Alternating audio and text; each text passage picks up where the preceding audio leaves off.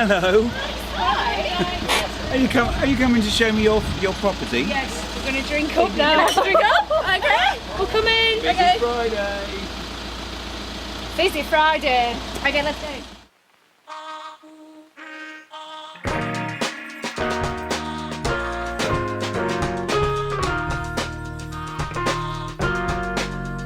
The VW campervan, a firm favourite amongst motorhome enthusiasts, with loads of fan clubs and regular meetups all over the country.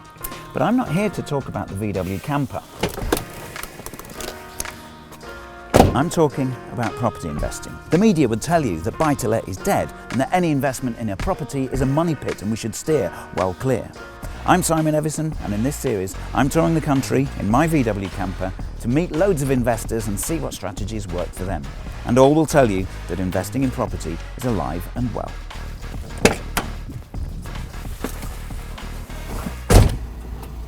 Yo, yo. Hiya. Hi. Come on in. Hello. Come aboard the fun bus. Right, let's go. Awesome. Yes. Let's hit the road. Hit the road. Jack.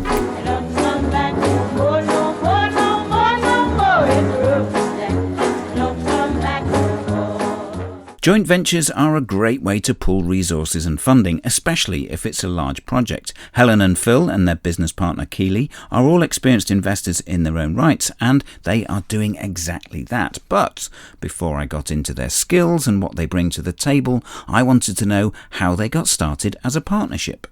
The funny story was How it came about. so Helen was managing, or is still managing, a little HMO for us, and we were heading into Wakefield, and I'm like, Helen, how do you pronounce this street? Barn Lane. And I said, well, actually, it's Barn Lane. I said, I've got a view in there, literally at 11:15. I'm like, I'm there at 11:30.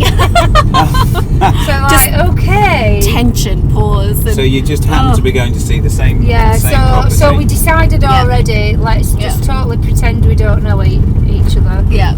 The agent typically turned up late, so that everybody who was there was actually viewing together. Oh wow. And by the time we came out of the property, we looked at each other and just went, shall we joint venture on this? Yeah, Right. exactly. Because neither of us... You'd known each other for a while anyway. by this Yeah, point. yeah. We We met didn't want through- to bid against each other, did we? We both Might as well, wanted it. exactly. And we thought, since the agent doesn't know that we know each other, we'll put in 2 cheeky offers. Mm-hmm. And so, yeah, that's what we did. So yeah, we kind of did play with the So you had a bit of a little strategy bit. with the bidding or the Yeah, we offers. did. Yeah, exactly. Yeah. After making their offers and the subsequent acceptance, Keely and Helen bought the property together, and it's now in their joint portfolio as a very successful HMO. This next project, however, is a little more than a bog-standard HMO. It's 7 2-bedroom apartments, and there's a commercial unit downstairs. Awesome. They also told me there is scope to make 2 commercial units and add a further floor for 2 more apartments above.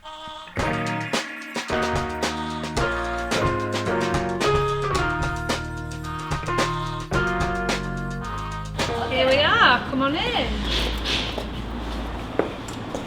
Hi Phil. Hi, Phil. Hey Phil. Oh, thank you.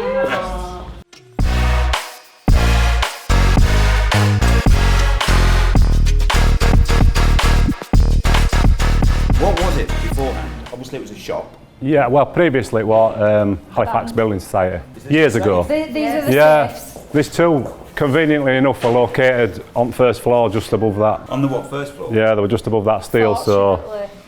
Okay. I had to manoeuvre them across a timber floor and drop them down that new stairwell. Which were a bit precarious. 3.5 ton each, I though. was going to say, how many blokes did this take? 4 of us. Sadly, there was no money left in the safe to fund the project, but they recognised the investment potential and how they would get a much better return depositing their money in this project than they would from most high street banks. While speaking to local business neighbours, Helen and Keely came up with some mutually beneficial ideas. Yeah, it's a fairly big space, so Keely and I spent a little bit of time this morning actually going round local shops we were gathering information about what rents to pay. But then we came across a lady and we were asking if she were willing to move. And she was saying that she wants to actually grow her business and open an additional shop because she is actually still in a lease until next September, which doesn't really suit us.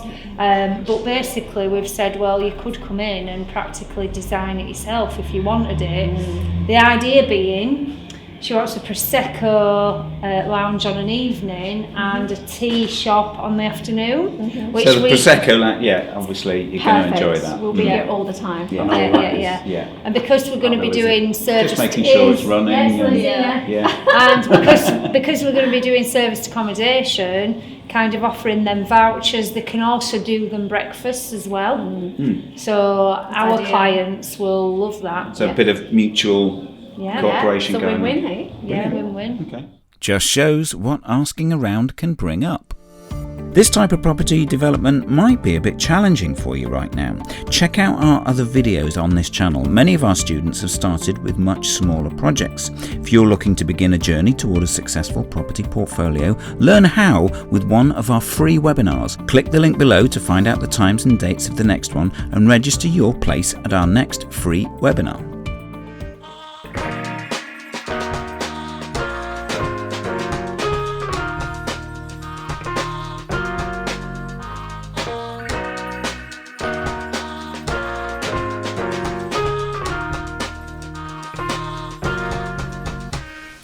They ripped out the upper floors completely to create a brand new shell, and within the new interior fabric of the building they have full fire lining, acoustic insulation, suspended ceilings for lighting and all of the services.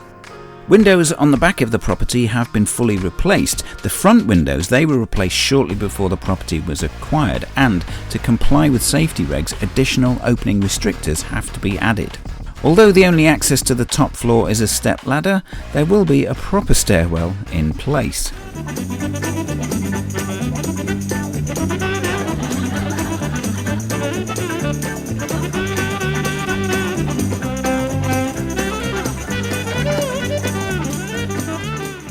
The fixtures and fittings have been carefully considered. Plenty of modern efficient lighting will be fitted with a mixture of pendant lighting, recessed halogen lights and fitted bedside lighting. As for their strategy, they're thinking mixed to start with. Yeah, so we predominantly would like to do serviced accommodation because that's the highest cash flow. So minimum we're looking at was 3. So we'll start with 3. So there's a total of 7 two-bedroom apartments here. So we'll do a mixture of 4 buy-to-lets to start and 3 service accommodation. And then we'll just see how it goes. Depending on how successful it is, we'll just increase it if we can. Yeah. These days, fire protection is so important, and as well as separate smoke detectors in the apartments, the stairwell has a smoke detector and venting system. There'll be a smoke detector within stairwell, and when it detects any smoke, it'll open a vent on the roof that will vent the staircase. Right. Because the building control want to operate a stay-put policy, so each individual flat has its own fire alarm system, just a domestic system, rather than a commercial one for all that building. Right, okay. If alarm goes off in that flat, it is just in that flat. Yeah.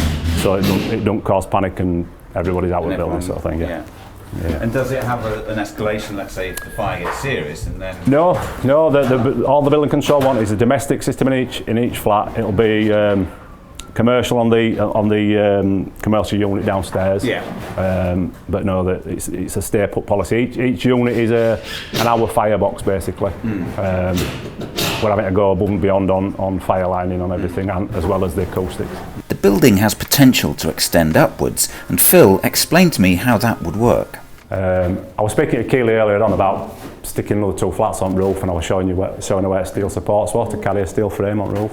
And what would an apartment like this serviced accommodation per night go for, or per week?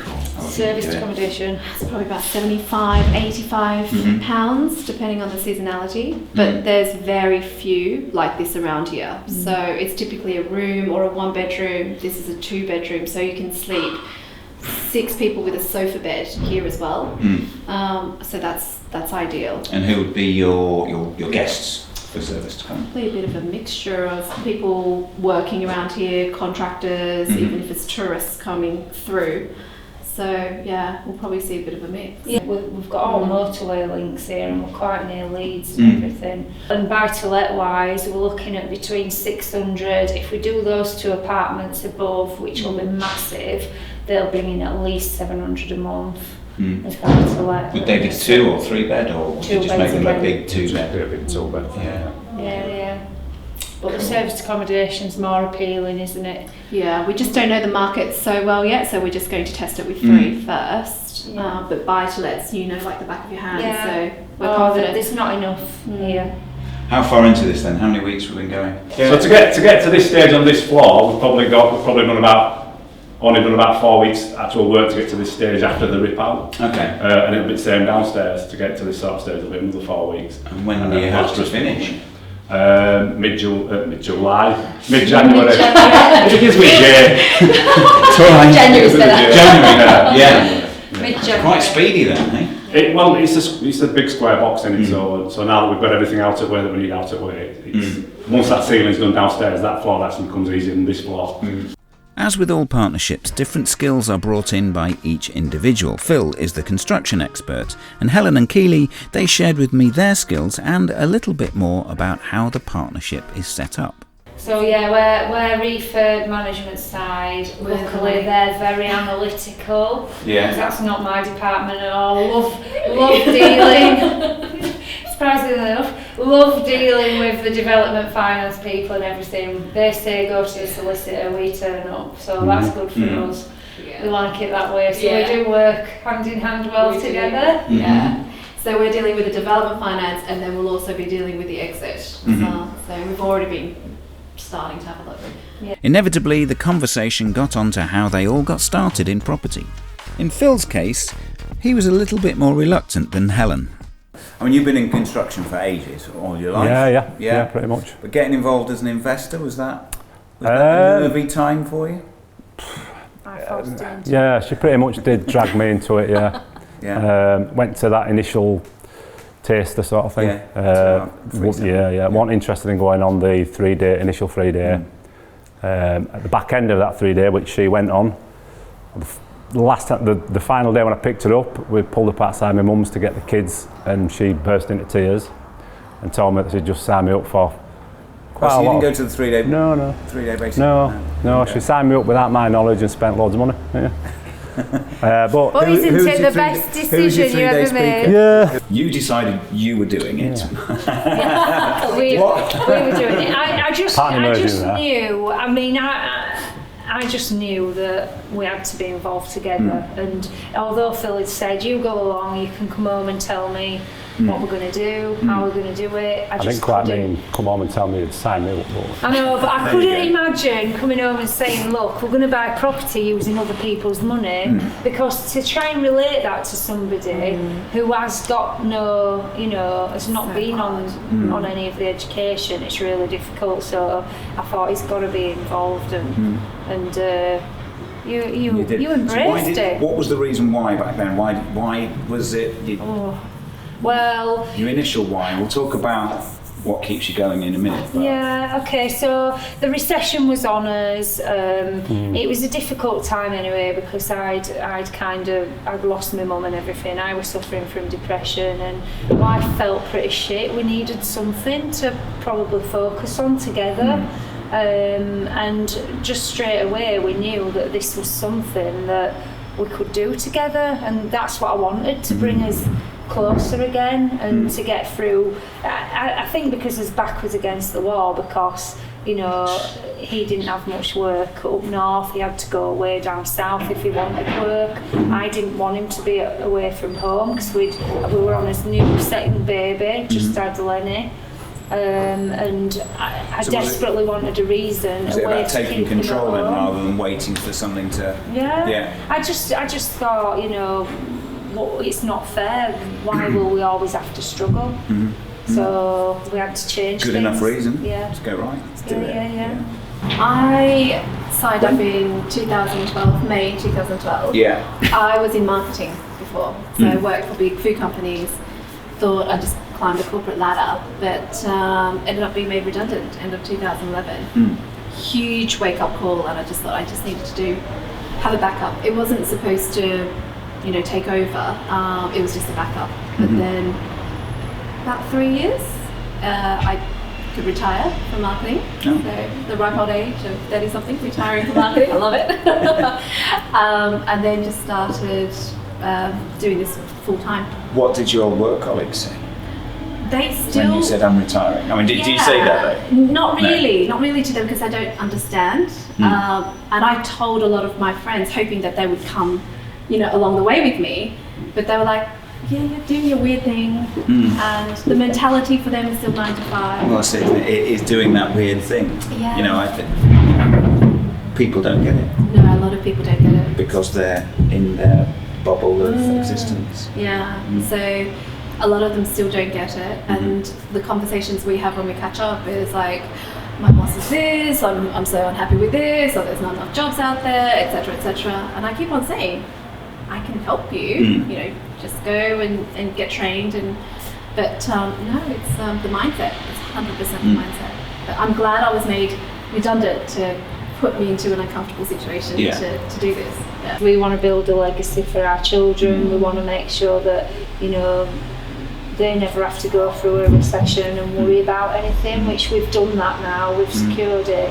And it's just about our retirement now, isn't it? Yeah. Well, that's not going to happen, is it? I'll never retire. I actually like it. I like doing, because I'll speak to people and say, well, you're still working. I'm happy doing nothing. Well, I actually like getting up and coming somewhere like this. I like seeing it must feel different though. This is yours rather than one 100%, yeah. Rather than doing it for someone else, 100% different, It's enjoyable rather than, a necessary. Last thing though, would you be doing this now if it wasn't for going along to those free seminars? No, I never imagined doing anything. I'd be doing it, but it'd be for someone else. And that's the key thing with this project. All of them are working hard on this, but the big difference is it's theirs. They get the profit and the cash flow, and through starting small and building to this, they have their own business, their own financial independence, the income streams they control, and ultimately, a secure financial future. So you can see there's loads more to learn about property investing, and guess what? These videos, they're all ready for you to learn even more. So click either one of these right now, and you can get some more information on how to grow your portfolio. Click the video. That one. Either one. Go on.